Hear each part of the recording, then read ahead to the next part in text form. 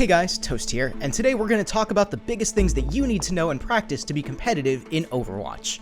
Unlike a number of large first-person shooters on the market, Overwatch features a really wide skill gap, and if you're a new player but you're competing against someone who's already played the game a ton, then you're likely to get destroyed pretty quickly. Well, that's going to change today with these top 5 tips to become competitive against better players in Overwatch. Now, these tips aren't going to turn you into a pro gamer overnight, but if you practice them, it'll definitely give you a fighting chance. Number 5. Know your role and play it appropriately. Blizzard created different character roles for a reason. When you look at the character selection screen, you'll see the characters are divided amongst 4 roles: offense, defense, support, and tank. Learn these roles and how to play each of them. If you're playing an offensive character, play them offensively. Get in the enemy's face and actively try to push as much damage as you possibly can and weaken the enemy lines. If you're playing a defensive character, stay back, don't rush forward because you're likely to get squashed pretty quickly by the tanks and the offense. If you're playing a tank, get your butt to the front of the push and make sure that you're making yourself a prime target for the enemies, allowing your teammates to better position themselves. And if you're playing a support your team, heal them, buff them, and try not to worry about getting kills. That's not your job. The more in tune you are with each role and how to play them, the better. You'll have a better competitive edge, and your teammates will thank you for knowing what you're doing. Number 4. Fill the gaps. One of the benefits of learning and becoming proficient with each role is that you'll be able to fill the gaps in your team to promote better balance and to move your team toward the win.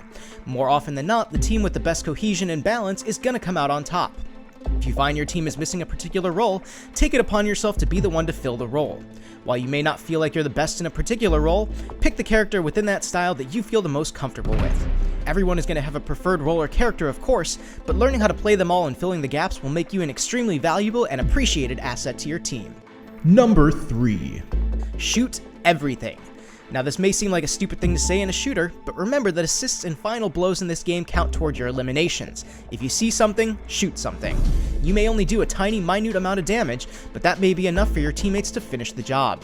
You don't have to worry about stealing kills or getting assists because it doesn't matter. Steal the kill, help with the assist. Be that guy that does 5 out of 500 damage on an enemy because at the end of the game, it's going to be your team coming out on top. Any damage is good damage, but be smart. Don't put yourself in a suicide situation just to try and get damage. Do it when you know the time is right. Number 2. It's all about the W. Sure, this game is a first-person shooter, but a 50 elimination match doesn't mean a thing if your team doesn't pull out the win. This is a purely objective-based game, so PTOS, play the objective, stupid. Sure, at the end of the game you may get an accolade or two for having a high elimination game, but frankly, most of your teammates won't give a damn unless you're playing the objective. The only person that cares about the number of eliminations you have or your kill-death ratio is you. Get on the objective, push with your team, get the eliminations where you can, but never take your eye off the grand prize of that sexy, voluptuous victory sign at the end of the game. Number 1. Get a microphone and use it. If you don't follow any of the other advice in this video, this is the one thing you must do, and that's get yourself a microphone and use it. I don't care if the best thing you can come up with is, there's a thing moving over there. Say it. Talk to your teammates. Communication is the key to success in this game.